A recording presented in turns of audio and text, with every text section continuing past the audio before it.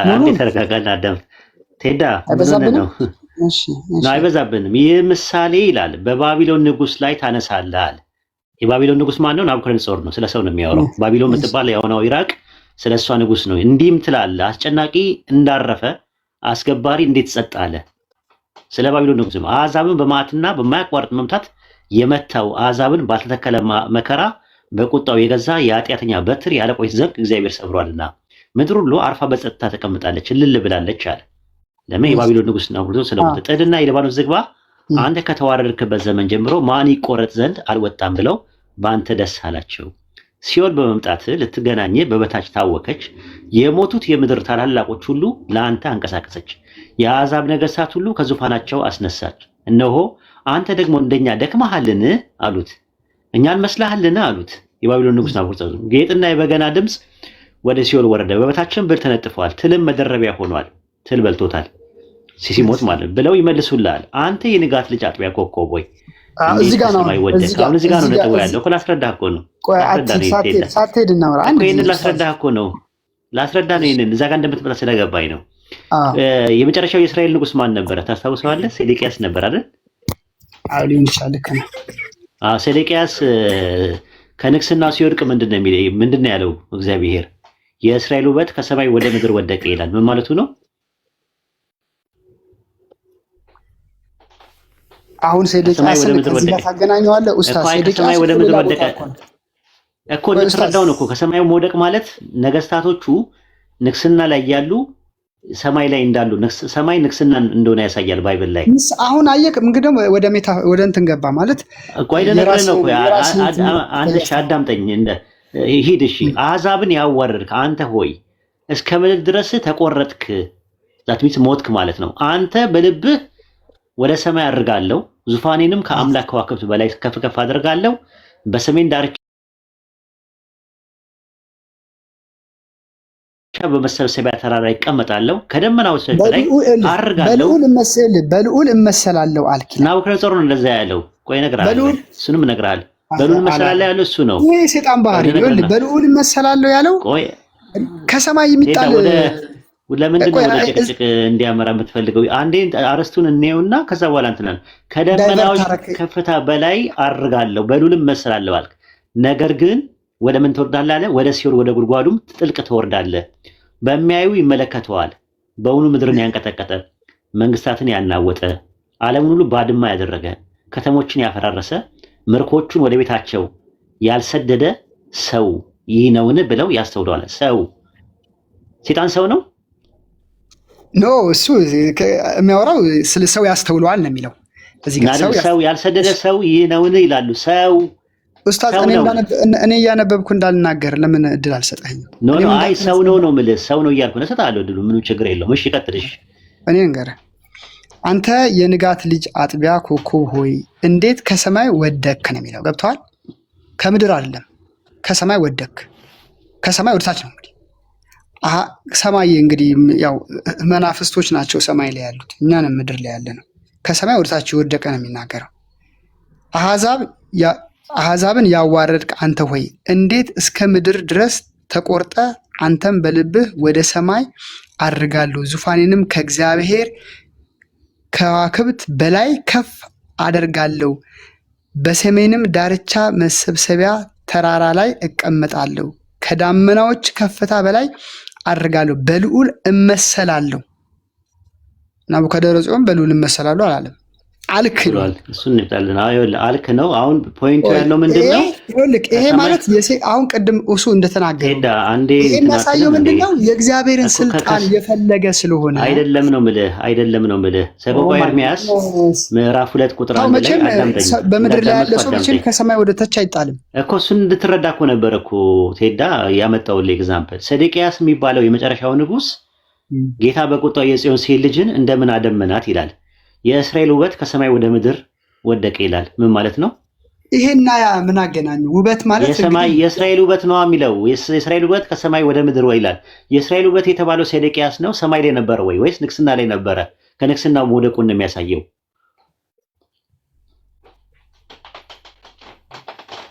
ቴዳ የእስራኤል ውበት የተባለው ሴዴቅያስ ከሰማይ ወደ ምድር ወደቀ ሲባል ቃል በቃል የአትሞስፌሩ ላይ ወይም ደግሞ ስፒሪቹዋል ወርልድ ውስጥ ነበረ ማለት ነው ወይስ ከሰማይ ወደ ምድር ወደቀ ማለት ከንግስናው መውደቁን ነው የሚያሳየው? ከሰማይ ወደ ምድር ወደቀ ማለት ሴዴቅያስ መጀመሪያ ከሰማይ ወደ ምድር ወደቀ ማለት መጀመሪያ ያ ኤግዚስተንሱ ሰማይ ላይ ነበረ፣ ከክብር ወደ ታች የእስራኤል ውበት እንትና ሴዴቅያስ እንደዛ ነበር ብለን የምታምነው? ሴዴቅያስ ሰማይ ላይ ነበር የሚኖረው ማለት ነው። እዛ ጋር ሊናገር የፈለገው ልክ አሁን ምሳሌ እዛ ጋር ያን ስለተናገረ ይሄኛውን እዚህ ጋር ተናገረ ብለህ ለማለት አስበው ነው። ችግር የለውም እንታውቀው ነው ሀሳቡን ልትረዳው ነው። እንትን ላይ ዳንኤል ላይ ለ7 ዓመት እንደ ከብት ሳር የበላበት ምክንያት እኔ በገዛ ኤጎ ኤሚ ብሎ እኔ በገዛ ኃይሌ የገነባዋት ባቢሎን ናት ብሎ ሲል ያኔ እንደ ከብት ሳር የበላበት አለ። ተዋርዷል፣ ተቆረጥክ ነው የሚለው። መቆረጥ መሞትን ነው የሚያመለክተው። ስለዚህ እያወራ ያለው አውዱ የባቢሎን ንጉስ ናቡከደነጾር ነው እያወራ ያለው እንጂ ሰይጣንም መላክም የሚል አውዱ ላይ የለም። ካለ አውጥታሳየኝ። አይ ስልህ አውዱ ላይ ሰይጣንና መልአክ አይልም፣ ግን ከሰማይ የተወረወረ በእግዚአብሔር ዙፋን ላይ ሊቀመጥ ፈልጎ ከእግዚአብሔርም በላይ ነኝ ብሎ ያለና ቆይ ዙፋኑን ፈልጎ ከሰማይ የተወረወረ እንዳለ የባቢሎን ንጉስ ይላላ። አውዱ ላይ የባቢሎን ንጉስ አለኝ። የባቢሎን ንጉስ ብሎ እንደነበረ ማስረጃው አውዱ ላይ ነው። አንተ ደግሞ ሰይጣን በሉል እመሰላለሁ ያለበትን ጥቅስ ኢሳይያስ 14 ላይ ያለው ለሰይጣን ነው ብሎ እየፈታና ያስተማረ ከሐዋርያትና ከነቢያት መካከል ማስረጃ ማምጣት ይጠበቅብሃል። ባይሆን እኔ ኢሳይያስ ምዕራፍ 14 ቁጥር 12 ላይ ባለው ጥቅስ መሰረት ከሰማይ እንዴት ወደክ የሚለውን ነገር አነጋገር ከሰማይ መውደቅ ማለት ከንግስና ማለት ነው ብዬ ፈታሁት።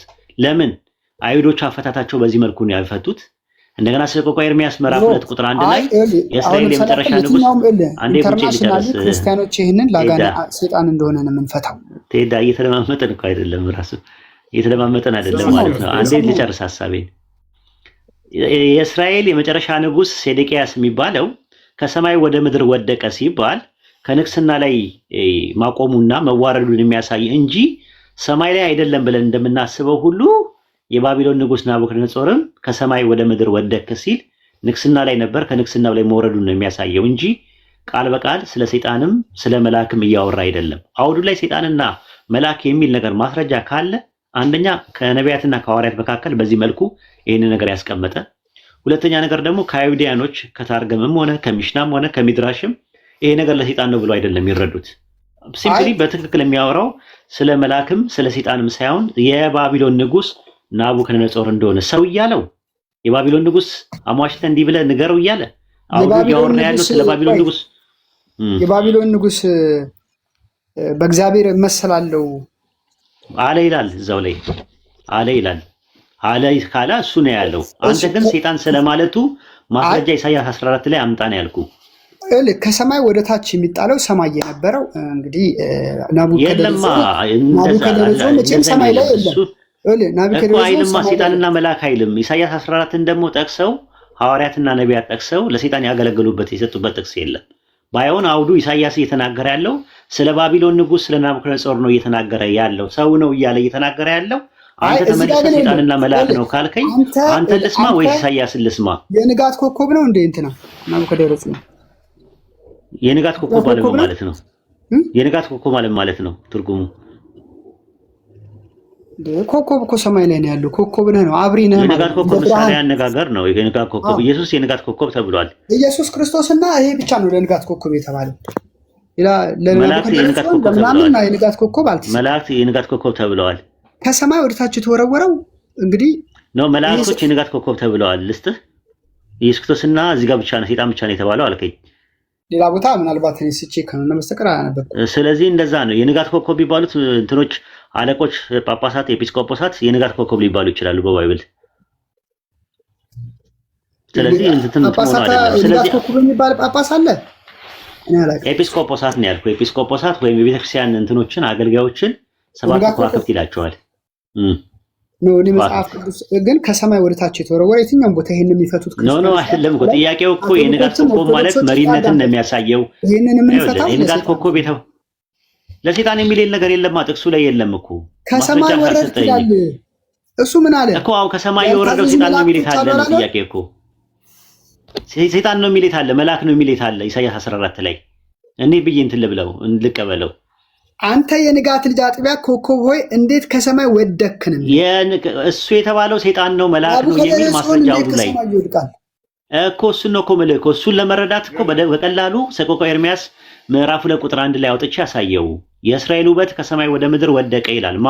ሴዴቅያስ የሚባለው ሴዴቅያስ ግን ሰማይ ላይ አልነበረም። እሱ ውበትን ነው የሚናገረው።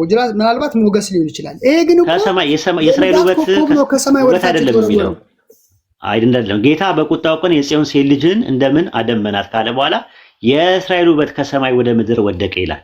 የእስራኤል ውበት የተባለው ሴዴቅያስ ነው። እሺ የእስራኤል ውበት ይበል። እሺ ቆይ የእስራኤል ውበት ይበል ከሰማይ ወደ ይሄ እኮ የንጋት ኮከብ ነው የተጣለው እዚህ ጋር እኮ ምንድነው አልኩ መውረዱ ሁለቱም እኮ ካልከኝሽ አይ ለመረዳት ካልፈለክ ችግር የለውም። አይ ቲንክ እየተጫንኩ እንዲመስለኝ ስለማልፈልግ ነው። አይ ቲንክ ኡስታዝ እሱ ቀጥል። ለማንኛውም ኢሳይያስ 14 ላይ ሽታው የለም ሰይጣንም መልአክም የሚል ነገር የለም። ሰይጣን መልአክ ነው የሚል ማስረጃ ከኦሪት ዘፍጥረት እስከ ራዕየ ዮሐንስ ድረስ አታገኝም። ሰይጣን መልአክ ነበረ የሚል ማስረጃ አንድ አታገኝም። ካለ አንድ ጥቅስ ነው ኢሳይያስ 14 ላይ ሰይጣን የብርሃን መልአክ እስኪመስል ድረስ ራሱን ይቀይራል ይላል። የብርሃን መልአክ እስኪመስል አለ እንጂ የብርሃን መልአክ አላለም። አይ የብርሃን መልአክ ስለመምሰል ነው የሚያወራው እንጂ ስለመሆን አይደለም የሚያወራው። እዚህ ጋር እኮ የንጋት ኮከብ ይለዋል። የብርሃን መልአክ እስኪመስል የእግዚአብሔር መልአክ ይመስል ነበር ማለት እንደገና ደግሞ ማን ነው ዮሴፍ የእግዚአብሔር መልአክ ይመስል ነበር ማለት መልአክ ነው ማለት አይደለም። ኦንቶሎጂካሊ ሰይጣን የሰው ሰይጣን እንዳለ ነው ባይብል የሚያወራው። ተጽፎ ያቅም መጽሐፍ አልጻፈም አላልኩም። ሰይጣን መልአክ ነበረ ጥንተ ተፈጥሮ ወይም ደግሞ ኦሪጂናሊ ወይም ደግሞ ኦንቶሎጂካሊ ሰይጣን መልአክ ነበረ የሚል ማስረጃ ከብሉይ ኪዳን ከአዲስ ኪዳን ማምጣት አትችልም ነው እያልኩ ያለሁት። አይ ምን አለ መሰለክ አሁን መጽሐፍ ኤፌሶን ላይም ሄደ ስታነብ ጳውሎስ ለምሳሌ ያክል በሰማይ ላይ ሰይጣን እንዳለ ይናገራል። ሰይጣን በሰማይ ያለ በምድር አለ እኮ አይደለም ጥያቄው። ሰይጣን መልአክ እንደነበረ ጥንተ ተፈጥሮ መልአክ እንደነበረ የሚያሳይ ማስረጃ የለም። ሰማይ ላይ ያለው እንግዲህ የሰው ልጅ መቼም ሰማይ ላይ አይወጣም። እንግዲህ ሰማይ ላይ እንዳለ ጳውሎስም ይናገራል። ሄዳ ቀጥል ኡስታዝ። እሱ ይቅርታ ኡስታዞች ይኸውልህ ከመጀመሪያው ጀምሬ ሳነሳልህ ነበር። የክርስቲያኖች እምነት ምንድን ነው? ጋኔን ከምን እንደተፈጠረ አይገልጽም። ለምን ዓላማ እንደተፈጠረ አይገልጽም። ነገር ግን የወደቀ መልአክ ነው ይሏቸዋል። የወደቀ መልአክ ነው ወይንም ጋኔን መልአክ ነበር ይሏቸዋል። ጋኔን መልአክ ነበር የሚል ጥቅስ የለም። ጋኔን የወደቀ መልአክ ነው የሚል ጥቅስ የለም። ገብታችኋል? አንድ ቦታ ላይ እንደሱ የለም። ስለዚህ ጋኔን ከምን እንደተፈጠረ ማምጣት አለበት መጽሐፍ ቅዱስ። ከመልአክ ሊያደርጋቸው የሄደበት መንገድ ስህተት ነው። የወደቀ መልአክ ነው የሚልም የለም፣ እንዲሁም መልአክ ነበር የሚልም የለም። ግን ጋኔን የሚባል ፍጡር እንዳለ እስካመነ ድረስ ከምን ተፈጠሩ የሚለውን የት አለ መጽሐፉ የገለጸበት? ካልሆነ መጽሐፍ ጎደሉ ነው። የፈጠረውን ፍጡር ከምን እንደፈጠረው እንዴት አልተናገረም? ገብታችኋል? ሰውን ከምን እንደተፈጠረ ተናገረ። ከአፈር እንደፈጠረው ተናገረ። የሌሎቻችንን እንደ ቁርአን ባይገልጸውም እንኳን ማለት ነው። ይህን ለማቃለል ሳይሆን እውነታ ነው እየነገርኳቸው ያለሁት። በሚገርም ሁኔታ ቁርአን የሁላችንንም አፈጣጠር ገልጾታል። የአደምንም፣ የሐዋንም፣ የመሲሁንም የእኛንም የአፈጣጠር ሂደቱን ሁሉ ማለት ነው። ስለ አዳም ሲናገር ከአፈር ብቻ ብሎ ዝም አላለም። ሁሉንም ሂደቱን ይገልጻል። ምን እንደነበር ምን እንዳለፈ የአደም አፈጣጠር ሰው እስኪሆን ድረስ የእኛም የሰዎች ልክ እንዲሁ። እንዳጠቃላይ ግን ጋኔን ከዚህ ነገር ነው የተፈጠረው የሚል መጽሐፍ ቅዱስ ላይ አንድ ቦታ ላይ የለም። ሁለተኛ ለዚህ ዓላማ ነው የተፈጠሩት የሚልም የለም። ግን ጋኔን ክፉ ነገር ነው፣ በቃ አለቀ። ጋኔን የሚል ባየው ቁጥር ይሄ ክፉ ነው በቃ። ለዚህ ነው እስልምና ላይ መጥተው ጋኔን ተብሎ እንዴት ጥሩ ሊኖር ይችላል ይላል። ሲጀምር ጋኔን ከምን እንደተፈጠረ መጽሐፍ ቅዱስ አይገልጽም። ለምን እንደተፈጠሩም አይገልጽም። ይዛቸዋል። ግን ክፉ አድርጎ ዝም ብሎ ገልጻቸዋል። ይሄ ዙልም ነው፣ ግፍ ነው። ካላወቃቸው ዝም ነው ማለት ያለበት፣ ከምን እንደተፈጠሩ ካላወቀ መጽሐፍ። ይህን ይመስላል። እሺ ቴዳ እና ልል የፈለኩትኝ ለምሳሌ ያክል ዳንኤል መጽሐፈ ዳንኤል ላይም ስታነብ እኮ መልአኩ ለዳንኤል ምን ይለዋል? እኔ ወደ አንተ ልደርስ አልቻልኩኝም፣ አሁን ግን እንትን ፈልጌ እወጣላለሁ። ነገር ግን ፋይት እንዳደረገ ከሴጣን ጋር ሰማይ ላይ ይናገራል። አይናገርም? ሰማይ ላይ እንዳለ ሴጣን እሱ አይደለም ሐሳባችን እኮ ፋይት አይልም። አይ ልል የፈለኩትኝ ፌል ያደረገ ቢሆንም ቅድም ከሰማይ የተጣለ ስል ሰማይ ላይ ሴጣን የለም አይነት ስታፍ ነገር እንደዛ ነው የተሰማኝ ባይልም ኡስታዙ ግን ከሰማይ ወደ ታች የተጣለው ሴጣን ነው ባይነኝ እኔ። ቢጣልም ራሱ እሱ ለጥያቄው መልስ ሊሆን አይችልም። ይኸውልህ የተጣለ መልአክ ነው የሚላል ወይ ነው፣ ወይንም የተጣለ ማን ነው መልአክ ነበር የሚላል ወይ ነው። ሴጣን እንደዛ የሚል የለም። እሺ ከሰማይ ግን የተጣለው ሴጣን ነው። ምን እንደዛ የሚል የለም። አሁን አዳምጥ።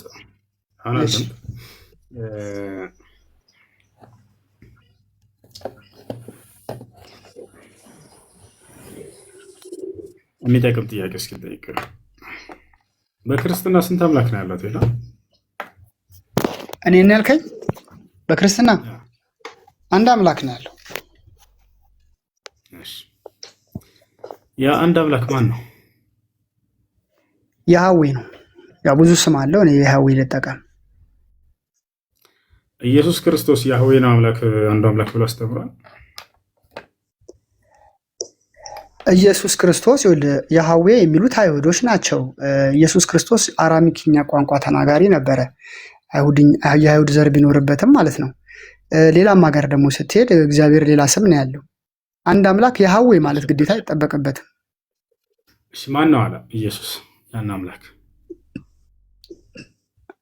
ኢየሱስ ክርስቶስ ያለው ምን መሰለ? አብ አባት እና መንፈስ ቅዱስ እንዳለ ይናገራል። መንፈስ ቅዱስን እልክላችኋለሁ ይላል። መንፈስ ቅዱስ እሱ በመጣ ጊዜ ወደ እውነት ይመራችኋል ይላል። ወይ የአንዱ አምላክ ማን ነው ብሎ አስተማረ ኢየሱስ? የአንዱ አምላክ አንዱ አምላክ ማን ነው ብሎ አስተማረ? አብ አባቱን ነው።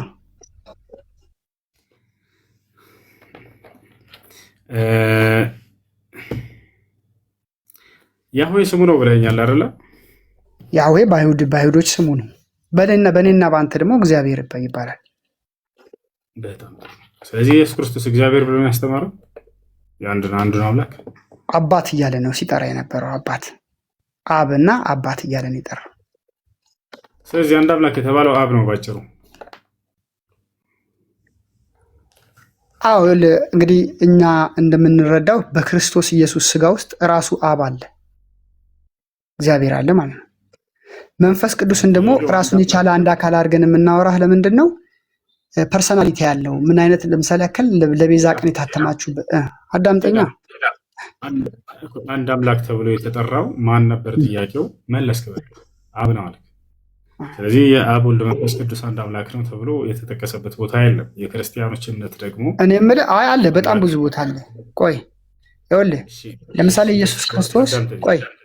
ኢየሱስ ክርስቶስ ውስጥ ያለው መንፈስ ጥያቄውን አዳምጥ። አለ ብዙ ቦታ ብለኸኛል። አብ ወልድ መንፈስ ቅዱስ አንድ አምላክ ነው የሚል ጥቅስ አለ መጽሐፍ ቅዱስ ላይ። ጳውሎስ በተለያየ ጊዜ ደብዳቤዎቹን ሲጽፍ ስለ አብ፣ ስለ ወልድ፣ ስለ መንፈስ ቅዱስ ተናግሯል። ጌታ ኢየሱስ ክርስቶስም ስለ አብ፣ ስለ ወልድ፣ ስለ መንፈስ ቅዱስ ተናግሯል።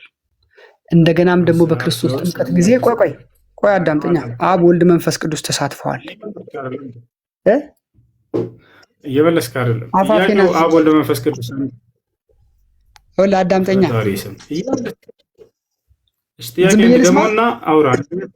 ዝም ብዬ ልስማ። መልስ እንደሌለው ስላወቀ እኮ ነው ወላሂ። አይስዌር መልስ አነገር እኔ ክርስቲያን ሆኜ እሱ ሙስሊም ሆነ አንተ ስታወራ እና ክርስቲያን ሆኜ እኔ ሳወራ ይለያያል። ይሄ መጀመሪያ አንደርስታንድ። እኔ ክርስቲያን ሆኜ ሳወራ አዳምጠኝና አብ ወልድ መንፈስ ቅዱስ አንድ አምላክ ነው ብሎ አስተምሯል ወይ ኢየሱስ ወይም ሐዋርያት ወይም ጳውሎስም ጨምረው አስተምሯል? እንግዲህ አዎ ከአባታችን ከአብ ከልጁም ከክርስቶስ ኢየሱስ ከመንፈስ ቅዱስ ጋር እያለ ጳውሎስ በጣም ብዙ ጊዜ መልእክቱን ሲጽፍ ሶስቱንም ስም እየጠራ አብ ወልድ መንፈስ ቅዱስ አንድ አምላክ ብሎ ያስተማረ አለ ወይ አይደለ? ኦኬ ገባኝ ጥያቄ። አሁን አብ ወልድ መንፈስ ቅዱስ አንድ አምላክ የሚል ቃል መጽሐፍ ቅዱስ ውስጥ አለ ወይ እያልከኝ ነው? አይዋ አሁን አገኘኝ። በቃ እንዲህ ስንገናኝ ደስ ይላል። በቃ ገብቶኛል አይደል? ጥያቄ መልሴን ደግሞ አዳምጣ። አለ ወይንስ የለም? ነገርኩህ እኮ መልሴ ገባኝ። ጥያቄ መልሴን አዳምጣ እኮ። መልሱ አለ በለኝና ጥቅሱን እንድናላወጣው ነው ላይ ነው። አብ ወልድ መንፈስ ቅዱስ አንድ አምላክ የሚል ይሄ አንተ የምትነው አንድ አምላክ የሚለው ቃል በቃል መጽሐፍ ቅዱስ ላይ የለም። አላሁ አክበር። ምን አዲስ ነገር አለ? ኢየሱስ አምላክ አይደለም ልትለኝ? አብ ወልድ መንፈስ ቅዱስ አንድ አምላክ አሐዱ አምላክ አሜን ይሉናል አይደል? አብ ወልድ መንፈስ ቅዱስ አንድ አምላክ ይሉናል አይደል? የለም መጽሐፍ ቅዱስ ላይ። ስለዚህ እንደሱ ከሆነ አንድ አምላክ ብሎ የሚገልጸው መጽሐፍ ቅዱስ ታዲያ ማንን ነው? ጥሩ ሀሳብ መጣልኝ። አሁን ዝም ብለህ አዳምጣ፣ አፋፌን አትበለኝ። ለመሰለህ አሁን እኔ እየተረዳ ያለሁት ምንድነው ሀሳብህን ለሌሎች ማስረጽ ነው እንጂ የያዝከው እኔን አንደርስታንድ እያደረክ አይደለም። ፕሊስ ሊስሚ። እኔን ደግሞ ትንሽ ሰተህ ደቂቃዎች ስጠኝ እንጂ እሱ ደቂቃዎች ስጠኝ። እሺ ደቂቃ ልስጥህ። መጽሐፍ ቅዱስ አንድ አምላክ የሚለው ታዲያ ማንን ነው? 50 ደቂቃ ሰጥቻለሁ። ጥቅሱን ብቻ ነገር አዳምጠኛ። እሺ ይኸውልህ እኛ የምናምነው ኢየሱስ ክርስቶስ በስጋ የተገለጠ የእግዚአብሔር የባህሪ ልጁ ነው ብለን ስንል ሰምተሃል መቼም። እፎይም ሲያወራህ ነበር ይሄንን። በክርስቶስ ኢየሱስ ውስጥ በስጋ ውስጥ ያለው መለኮት ነው ነው የምንለው። እሱ እግዚአብሔር ነው። ስጋውን አለለም ያልኩክ፣ ፊዚካሊ የምታየውን ስጋ አለ። በውስጡ የተገለጠው መለኮት እሱ እግዚአብሔር ነው። አትፈልገውም ይሄን መስማት። ና እፎይም ሲያወራህ ነበር አለ። የባህሪ ልጅ ነው ብለዋል። ልድገምልህና እንዴ አንድ አምላክ የተባለው ማን ነው? መጽሐፍ ቅዱስ ላይ አልኩት። እፎይን ታስታውስ ከሆነ ያህዌ አለ። ያህዌ አንድ አምላክ ነው ብሎ ኢየሱስ ክርስቶስና ሐዋርያቶች ያስተማሩበት ቦታ አለ ወይ ስለው ማስረጃ ሊያመጣ አልቻለም። አንተም ይሄን እንደሌለም ታውቃለህ። ኢየሱስ ክርስቶስና ሐዋርያቶች ያህዌ አንድ አምላክ ነው አንድ አምላክ የሚለውን ያህዌ አምላክ ነው ብሎ ያስተምረው ያውቃሉ? ያህዌ እኮ በአይሁድ ቋንቋ እኮ ነው ያለው። ያህዌ አምላክ አንድ ነው ብለህ አምላክ አንድ እሱን የጠየኩትን አንተ መልስ ታገኝለታለህ። ያህዌ አምላክ ነው ብሎ ኢየሱስ ክርስቶስና ሐዋርያቶች ያስተምረዋል? ግልጽ ጥያቄ። አዎ በትክክል ስለ ያህዌ ነው። ኢየሱስ ክርስቶስ በስጋ ውስጥ ይኸውልህ በክርስቶስ ኢየሱስ አስተማሩ አላልኩህም? ቴዳማ ያህዌ አምላክ ነው ብለው አስተምረዋል ወይ ሐዋርያትና ኢየሱስ ክርስቶስ? እግዚአብሔር አምላክ ነው ብለው አስተምረውኛል። ኢየሱስ አራሚክኛ ቋንቋ ተናጋሪ ነበር ብያለሁ። ያህዌ የአይሁድ ቋንቋ እግዚአብሔር እያሉ ነበር ሲያስተምሩ የነበሩት። ኦፍ ኮርስ አዎ። በአረማይክ እግዚአብሔር ነበር የአምላክ ስም አይደለ? በአራሚክኛ ሌላ ስም ልትፈልግ ትችላለህ። በአማርኛ ሌላ ስም ልትፈልግ ትችላለህ አትበለኝና ክርስቶስ ያስተማረበትን እየጠየቅኩህ ነው። ኢየሱስ ክርስቶስ ያህዌ አምላክ ነው ብሎ ነበር የሚያስተምረው ወይስ እግዚአብሔር አምላክ ነው እያለ ነበር ሲያስተምር የነበረው? ኢየሱስ ክርስቶስ አብ እና አባቴ እያለ ሲያስተምረን ነበር። በጣም ጥሩ። ያህዌ ብሎ አላስተማረም። ያህዌ ብሎ ያስተማሩት አይሁዶች ናቸው እንጂ ያንን አስተማረም አላስተማሩም። አላሁ አክበር። እንዳለ የጠየቁት ጥያቄ መልስ ሳይመልስ ነው የሄደው። ተሻለ አይደል? አሁንም ይሄንን አንተ አሁን ስሙን ስላነሳ ነው እሱን መልሶልህ ነበር ስላልክ ነው። አይመልሶልህም። ስለ ኢየሱስ ክርስቶስ የባህሪ ልጅ መሆኑን ሲነግርህ አንተ ጥያቄውን ትተህ ወደ ሌላ ሽፍት አደረግህ። እና አዳምጥ፣ እኔ የጠየቁትን ጥያቄ ትታችሁ ሌላ ነው የምታወሩት። ባለፈውም አንተም ሁላችሁም። አሁን ደግሜ ልጠይቅህ፣ ኢየሱስ ክርስቶስ እንዲሁም ደግሞ ሐዋርያቶች መጽሐፍ ቅዱስ ላይ አብ ወልድ መንፈስ ቅዱስ አንድ አምላክ ነው ብለው አላስተማሩም። ይሄ ክርስትና እምነት መሰረት የሆነውን እሱን በጣም ደጋግሞ ነው እንጂ ያስተማሩት። አብ ወልድ መንፈስ ቅዱስ አንድ አምላክ ነው ብለው አዎ። ቅድም የለም አላልክም እንዴ? አሁን ጥቅስ አገኘህ ተገለጠልህ። አብ ወልድ መንፈስ ቅዱስ አንድ አምላክ የሚል ቃል ከመጽሐፍ ቅዱስ ላይ ቃል በቃል የለም ብያልኩ እንጂ ኮንቴክስቹዋሊ ይሄንን ያስተማሩን። እሱን ነው ያልኩህ። አሁን ጥያቄው ቀጣዩ ምንድነው ታዲያ? አብ ወልድ መንፈስ ቅዱስ አንድ አምላክ ነው የሚል ከሌለ አንድ አምላክ ነው ተብሎ የተገለጸው ማን ነው መጽሐፍ ቅዱስ ላይ? እኛ የምናመልከው በአይሁዶች በብሉይ ኪዳን የተገለጸው በአብርሃም ዘመን የተገለጸው ያህዌ በአዲስ ኪዳን በክርስቶስም ተገልጦ መጣልን አየነው ነው እንጂ የምንልህ እኛ የምናመልከው አለ። አንተ ምን ታመልካለህ አይደለም ጥያቄው። መጽሐፍ ቅዱሱ አንድ አምላክ ብሎ የሚጠቅሰው ማንን ነው? አንድ አምላክ ብሎ የሚጠቅሰው ያህዌ ነው። ያህዌ ማለት ደግሞ አብ፣ ወልድ፣ መንፈስ ቅዱስ ማለት ነው። ይሄ ግባ። እሺ ኢየሱስ ክርስቶስ ሐዋርያቶች አዲስ ኪዳን ላይ አንድ አምላክ ብለው ያስተማሩት ማንን ነው? ድገምልኝ። ኢየሱስ ክርስቶስ ሐዋርያቶች አዲስ ኪዳን ላይ አንድ አምላክ ብለው የገለጹት ማንን ነው? አንድ አምላክ ብለው ያስተማሩት ማንን ነው? አንድ አምላክ ብለው የገለጹት አብ፣ ወልድ፣ መንፈስ ቅዱስን ነው። የቱ ጋር ነው አብ፣ ወልድ፣ መንፈስ ቅዱስ አንድ አምላክ ነው ብለው የገለጹት? በጣም ብዙ ቦታ ነው እንጂ ማቴዎስ 28:19 ለምሳሌ ሄዳችሁ በአብ በወልድ መንፈስ ቅዱስ ስም አጥምቁ ማለት አንድ አምላክ አይደል እንዴ? እኔና አብ አንድ ነን ብሎ ሲል ክርስቶስ አንድ አምላክ አይደል እንዴ? አብ፣ ወልድ፣ መንፈስ ቅዱስ አንድ አምላክ ነው ይላል። እዚያ ቅድም የለም ብለህን እንደገና ተመላለሰናል። አንድ አምላክ ብሎ የተናገረው መጽሐፍ ቅዱስ ላይ ማንን ነው? አንድ አምላክ ብሎ መጽሐፍ ቅዱስ ሲናገር ኢየሱስንም ከቶ ነው። ኢየሱስን ኤክስፕሊስ አድርጎ አውጥቶ አይደለም። ኢየሱስ ክርስቶስ የእግዚአብሔር መለኮታዊ ኃይል አለበት ብለን የምናምነው እኔና አማን እንትን እንዳይሆንብህ እንዳይደክምህ ወንድሞችም ስላሉ መተጋገዙ ጥሩ ነው። እንትን ማለት ነው ማለት ታይም እረፍት እያደረግህ ውሃ ጠጣ። አንተም ብዙ ሰው ከምትል አብዱልከሪምም ኢምራንም አወቂም ስላሉ እነሱ ወይ ከራሱ ጋር ይቀጥላሉ ወይ ከሌላም ሰው ጋር ይቀጥላሉ ማለት ነው። አብዱልከሪም አለ። ሰላም አለይኩም ኢምራን። ሰላም አለይኩም። ያው መጽሐፍ ቅዱስን ሙሉን ብታነቡት አብ፣ ወልድ፣ መንፈስ ቅዱስ ነው የሚለው አዲስ ኪዳን። ስፔሻሊ እግዚአብሔር ማለት እሱ ነው። ለማንኛውም ደህና ደሩ። ቆይ ተጨረሰ እንትን ትላለህ። ኡስታዙን ለማለት ነው። ይሄን ተብረህ ትሄዳለህ። እሺ መጽሐፍ ቅዱስ ላይ አንድ አምላክ ተገለጸ። ኢምራን፣ አብዱልከሪም ቀጥሉ ኡስታዝ። እስቲ እንትን በሉ ቀጥሉ። እኔ ብዙ አውርቻለሁ ራሱ ይበቃዋል። እኔ ግን አሁን አንድ ነገር መሰለህ እሱን አሁን ይኸውልህ አብ፣ ወልድ፣ መንፈስ ቅዱስ የሚለውን ብዙ ጊዜ አውርተናል። እኔ ግን አሁን በዋነኝነት የገባሁበት ወደ ሀሳብ ዳይቨርት አደረገ እንጂ እፎይ እሱን ሲጠይቀው አላህ እግር አለው እጅ አለው ራስ አለው ምናምን ሲለው እሱ ሲመልስ የነበረውን መልስ ኮንፊውዝድ ስለሆንኩኝ እስከዛሬ ሰምቼው ስለማላቅ እኔ አላህ መንፈስ እንደሆነ ብቻ ነው የማውቀው ከሙስሊሞች። እሱ ግን ፊት አለው አለ፣ እጅ አለው አለ። ይሄን አስረዱን እስኪ። ምናልባት ሊያስረዳው ሲፈልግ እሱ እንትና እፎይ እድል ስላልሰጠው አሁን ሊያስረዳኝ ደስ ይለኛል። ይሄዳል አይደለ? ይሄዳል እኮ መንገድ ይሄዳል እኮ አይደል? እግዚአብሔር በእናንተ የእኛንማ ልክ ምሳሌያዊ ንግግሩን ሜታፎሩን በደንብ አይደለም። ምሳሌ አይደለም። ዘዳግም 33:26 ላይ ይሹሩ ሆይ በሰማያት ላይ ለረድኤት በደመናት ላይ በታላቅነት እንደሚሄድ እንደ እግዚአብሔር ያለ ማንም የለም ይላል። በደመናት ላይ ይሄዳል ይላል። የሚሄደው በምንድን ነው? በእግሩ እንደሆነ ደግሞ ናሆም ምዕራፍ 1:3 ላይ አይደለ? በደመናት ምን ረግጦ ነው በእግሩ የሚሄደው? ደመና ይረገጣል እንዴ? በእግር ይኬዳል እንዴ? በደመና እኮ የእግሩ ትቢያ ነው ይላል። ደመና የእግሩ ትቢያ ነው ይላል።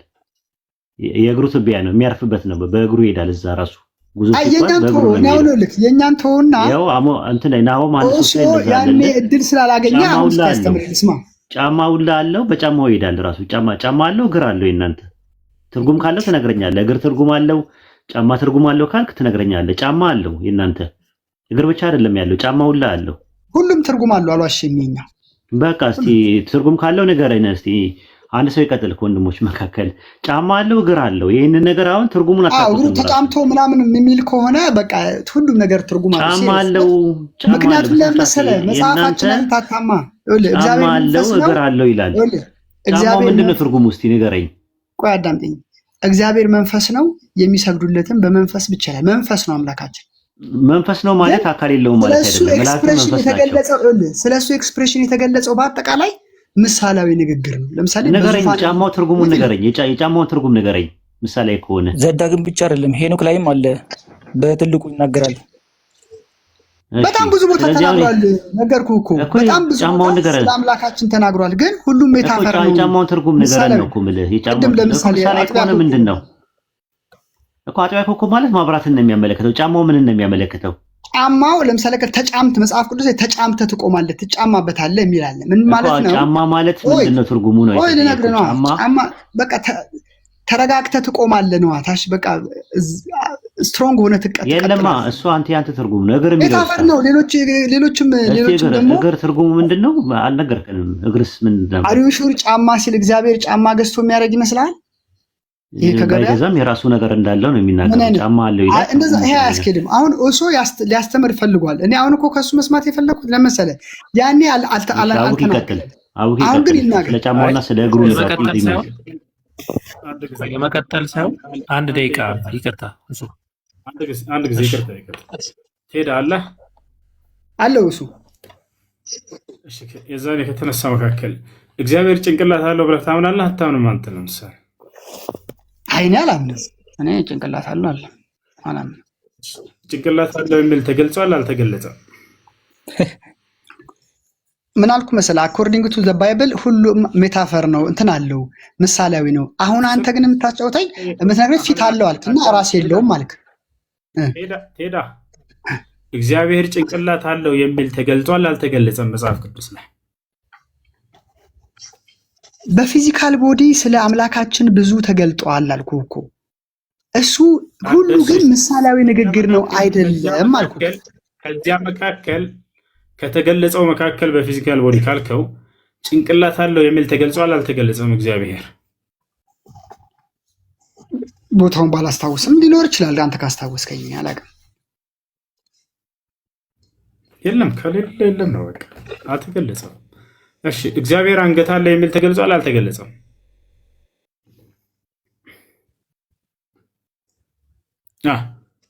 እግዚአብሔር አንገት አለው ሊገለጥ ይችላል። እኔ እሱንም አላውቅም። አንተ እንደመለስከው ያላወቅኩትን አላውቅም ነው የምልህ። የቱ ጋር እንደሆነ ብታስታውሰኝ ላስታውስ ይችላል። ልመልስ ሁሱ ጥቅሶቹን አስታውሰኝ ላስታውስ።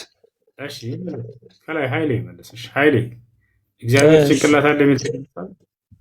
ጭንቅላት አለው የሚል ነገር አልተገለጸም። ግን ደግሞ መጽሐፍ ሄኖክ ላይ ማለት ነው ማለት አሁን ይሄ የሚያከራክር ነገር ማለት እንደንቃዩ ነው አያከራክርም ማለት መጽሐፍ ሄኖክ ላይ ብንሄድ ሄኖክ ይሄን ልጅ መጥቶ የዛን ያነሳን ጥያቄ ልክ እንዳውቅ አድርጎ ስላነሳው ነው። ያንን የ3 ዓመት ህፃን ልጅ እኮ መጥቶ ያነሳል። እኔ መጣና እግዚአብሔር ጥፍር አፍንጫ ላይ የለውም እንዳለው ተገልጿል አልተገለጸም እልሃለሁ። የእናንተ አዳምጥ። ከዚያ በኋላ መጣና አፍንጫ እግዚአብሔር ውስጥ ፀጉር አለ የለውም እልሃለሁ እንደ ሰው። ከዛ አልተገለጸም ትላለህ። ከዛ አፍንጫ ውስጥ ያለው ፀጉር ጥቁር ነው ነጭ ነው ብዬ ጠይቃለሁ። እንደዛማ አትበልሱ ሄኖክ። እሺ አንድ ነገር ያጨበጭባል እንደዚህ ተረጋጋሚ የታድርግ። ከዚያ መጣና እግዚአብሔር ጥፍር አለ የለውም እልሃለሁ። አልተገለጸም። ከዛ አለ ካለ ጥፍሩ ቀይ ነው ወይንስ ጥቁር ነው? አልተገለጸም። ጥፍሩ ረጅም ነው ወይንስ አጭር ነው? ይሄን ጥያቄ እንዳዋቂ አድርገው መውሰዳቸው በጣም አሳዘናቸው። ወላሂ የመጨረሻ ምስኪን። ምክንያቱም ከዚያ በፊት ባለው እንደተበላ አውቀዋል። በዚች በቃ ሊያካክስ ነው እነሱ። ቆይ አይደለም እሱ እኔ አሁን አንድ ነገር ልንገርህ። አንተ ለምን አሁን አታስረዳንም? ባገኘው እድል እኔ ላስረዳ ነው። እሺ ከዛ አንገት አለ የለውም አልተገለጸም ያ ነገር። ስለዚህ አትማታውቁትን አምላክ ነው የምታመልኩ ማለት ነው። ለማንኛውም እሺ የጠየቀው ነው ልመልስልህ። አሁን የጠየቀው ልመልስልህ። እጅ ወይንም እግር የሚለው አይደለ ለአላህ ስብሐነ ወተዓላ ወይም ይሮጣል ምናምን ተብሎ የተገለጸ እጅ ሲባል አላህ ስብሐነ ወተዓላ ወይንም እግር ሲባል ጊዜ እርሱ አላህ ስብሐነ ወተዓላ ረቂቅ የሆነ እኔ የሚል መለኮታዊ ማንነት አለው። ብዙ ሰው ያስበው አካል ምናምን እንደዚህ አካል ሲባል ለሁለት ይከፈላል። አንደኛ ልክ እንደ ሰዎች የሆነ አካል አለ። ይህ ከአምላክ ከአላህ ዘንድ አለው ይላ የለም ከእርሱ ዘንድ። ሁለተኛ አካል ትርጓሜ ምንድን ነው? እኔ የሚል ማንነት ያለው ይዟቸዋል። ሲፋ ይባላል ወይም ዛት ይባላል በአረበኛ። ያኛው ግን አካል የመጀመሪያው ልክ እንደ ሰዎች አይነት ያለ አካል ጂስም ይባላል። ወይም በእንግሊዝኛ ቦዲ ብላችሁ የምትናገሩት ጂስም አለው አላህ ስብሐነሁ ወተዓላ ተብሎ ወይም አካል ተብሎ ይገለጻል ወይ አይገለጽም እርሱ። ነገር ግን ሁለተኛው እኔ የሚል ማንነት ያለው ነው አላህ ስብሐነሁ ወተዓላ። ያ ማንነቱ ታዲያ ምንድን ነው ከተባለ መለኮት ነው።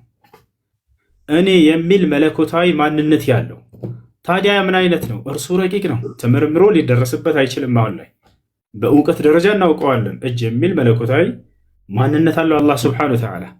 ነገር ግን ያንን እንዴት ማን ነው መግለጽ የሚችለው ከተባለ ወይ አምላክ ራሱ እጄ እንዲህ አይነት ነው ካለ እንዲህ አይነት ነው እጁ ብለን እንናገራለን። ምክንያቱም ስለ ራሱ ራሱ ከማንም በላይ ያውቃልና። ሁለተኛ ወይንም ነቢያቶች ደግሞ አላህ እጄ እንዲህ አይነት ነው ብሎ ነግሯቸው ከሆነ የዛኔ ይነግሩናል። ከእነርሱ እንቀበላለን ስለ አምላክ እውቀት። ይህን ደግሞ አላህ ስብሐነሁ ወተዓላ እጄ እንዲህ አይነት ነው ሳይሆን ያላቸው እጅ አለኝ ብሎ ነው የነገራቸው። ገብቷቸዋል። እነርሱም እጅ አለው ብሎ ነው ተናግረው የሄዱት ሁሉም ነቢያት። ይሄ ነው። ሶስተኛ ልታውቅበት የምትችለው መንገድ ያንን መግለጽ የምትፈልገውን ነገር ማየት አለብህ አንተ። ገብቷቸዋል። ታዲያ አምላክን ያየ አለ ወይ? አምላክን ያየ አንድስ እንኳ የለም። ይህ እንደ ቁርአንም እንደ መጽሐፍ ቅዱስም መጽሐፍ ቅዱስ ላይ ዮሐንስ ወንጌል ምዕራፍ 1 ቁጥር 18 ላይ አምላክን ያየው አንድም እንኳን የለም ይላል። ዮሐንስ ወንጌል ምዕራፍ 5 ቁጥር 36 ላይ 35 አካባቢ ላይ ኢየሱስ ክርስቶስ ራሱ አምላክን አንዳችሁም እንኳን አላያችሁትም አለ። አያችሁ።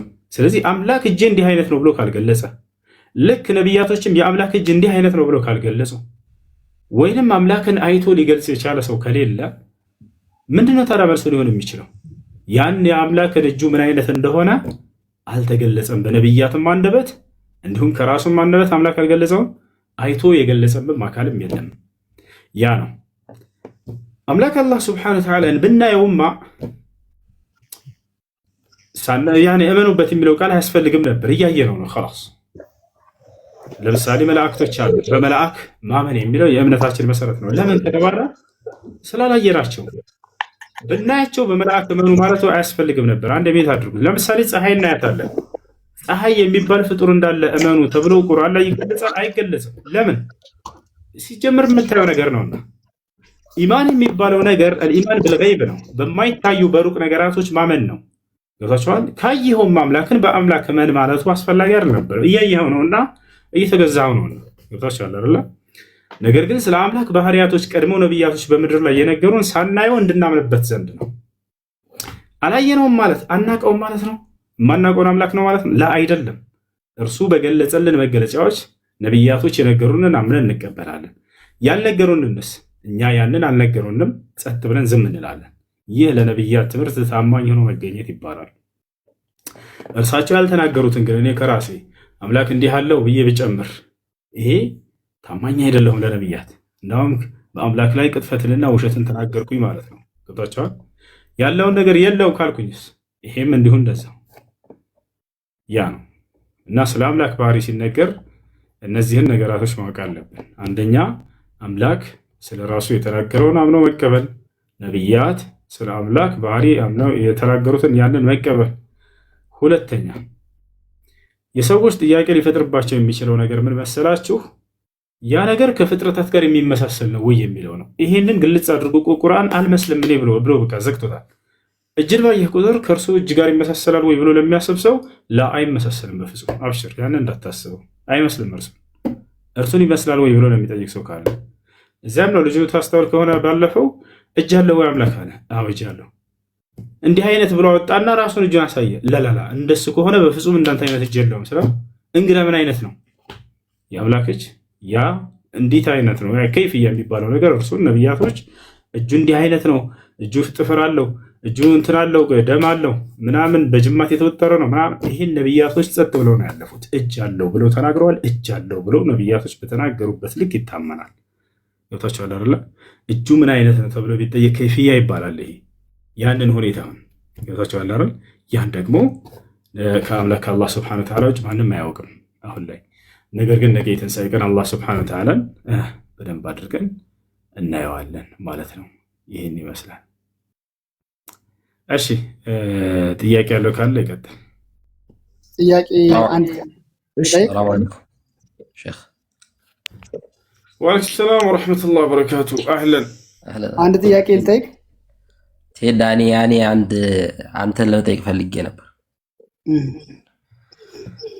እግዚአብሔር ይወርዳል ሲባል ከተማ ለማየት ወረደ ሲባል ምሳሌያዊ አነጋገር ነው ያልከው። አሁን እሱ ሌላ ነገር ነው። አሁን እኔ ከእሱ ያወራውን ነው ማውራት እንፈልገው እንጂ ችግር የለም ታወራለህ። ከነ ምሳሌያዊ አነጋገር ነው ወይስ አይደለም? እሱ እንዳስረዳ አሁን እየመለሰልኝ ነው። ሌላ ጥያቄ መጠየቅ የፈለኩት እሱ ነው። ችግር የለም ትጠይቀዋለህ። ግን ምሳሌያዊ አነጋገር ነው ወይስ አይደለም? እግር ሲባል ምሳሌያዊ አነጋገር፣ ስለ አምላካችን ማንነት ፐርሰናሊ ፊዚካሊ የተነገረ ሁሉ ምሳሌያዊ ነው ከመጽሐፍ ቅዱስ ላይ በጣም እንጂ አምላካችን በጣም ጥሩ። አንድ የመጽሐፍ ቅዱስ ጥቅስ ወይም አንድ ነቢይ ይሄ የአምላክ ጉዳይ ምሳሌያዊ አነጋገር ነው ብሎ የፈታ አንድ ነቢይ ንገረኝ። በቃ የተነጋገርነውን ቃል ሁሉ ለምሳሌ ያክል እንጀራም ዳቦም ቢባል መጽሐፍ ላይ ላሳየ ነው አይደለም። እግር ማለት የፈጣሪ ለምሳሌ ቆይ ስማ፣ አሁን ለምሳሌ እሱ እጁ ምን ይመስላል? እጅ እኮ የሰው እጅ የሚባለው ሰው አላልከው። እኛ ማስረጃ አለን የምንጠቅሰው። አንተ ማስረጃ አለ ወይስ የለም? ቴዲ አጭር ቃል ነው። እግር ሲባል ምሳሌያዊ አነጋገር ነው ብሎ የነገረህ ነቢይ ማን ነው? አጭር መልስ። ምን አይነት ጥያቄ ነው? የህፃን ጥያቄ የምትጠይቀው እንዴ?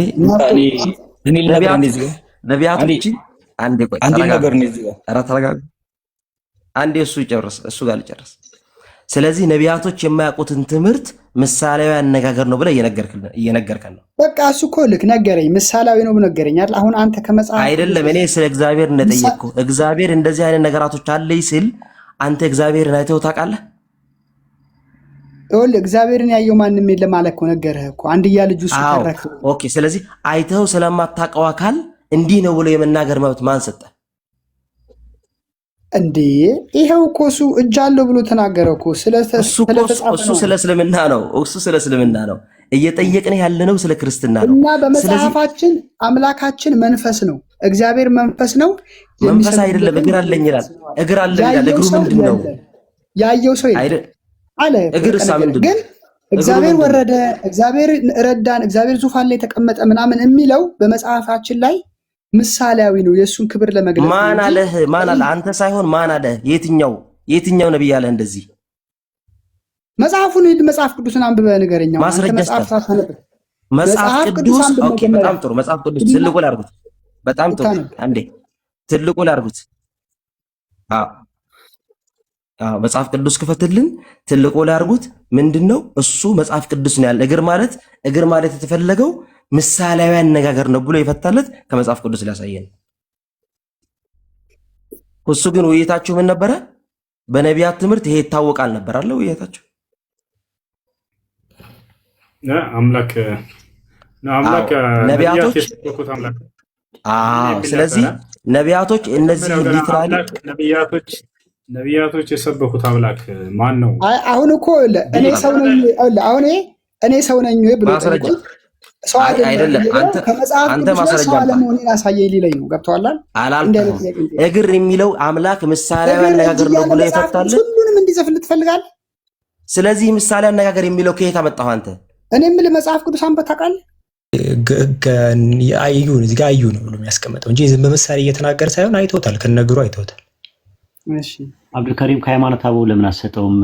እጅ እግር የሚባለው ነገር ቃል በቃል አለው ብለው ያሉበት ቸርች ፋዘርስ ያሉበትን ሃይማኖት አበው ምዕራፍ 28 ቁጥር 30 ላይ ያወጣለት እናሳየው። እያንዳንዷ መጽሐፍ ቅዱስን ሄደ ስታነበው አሁን ቁንጽው አታምጣልኝና ሁሉም ራእይ ነው ወይ ደግሞ ምሳሌያዊ ንግግር ነው እንጂ አምላካችን መንፈስ ነው። መጽሐፍ ቅዱስ ሚላ አዳምጠኝ። እግዚአብሔር ሰማይና ምድርን የሞላ ነው ይላል። ሂድና ደግሞ ዳዊት መጽሐፍ መዝሙር ላይ ስታነበው እዚህ ጋር አሕዛብ ሰማይና ምድርን በስንዝር ስማ፣ ሰማይና ምድርን በስንዝር የለካ ነው። ሰማይና ምድርን በስንዝር የሚለካ ለእኔና ለአንተ ይመስላል። ይሄ ሀስቲ ጀነራላይዜሽን ፋላሲ የሚባል ነገር አለ። ሎጂክ ላይ አንድ የሆነች ነገር ፒክ አድርገህ መደምደም ማለት ነው። አንድ ሴት በሳይክል ስትሄድ ካየሁ ነገር ፒክ አድርገህ እየደመደምክ እንደዛ ያደርኩ አይደለም። ይሄው እያሳየሁ እኮ አንተ ምሳሌ አልከን። እኔ እሺ ምሳሌ የሌሎች ቦታዎች ላይ ምሳሌውን ታውቁልህና እዚህ ጋር መጣሁ። አሁን እዚህ ላይ ሙሴና የእስራኤል የመጡ 70 ሽማግሌዎች አንድ ላይ ያው እግዚአብሔር እንዳዩ እየተናገረ እኮ ነው። እዚህ ላይ በምሳሌ ነው 70 ሽማግሌዎች ምሳሌ ነው። 70 ሽማግሌ ሄዱት ምሳሌ ነው። መለስ እስቲ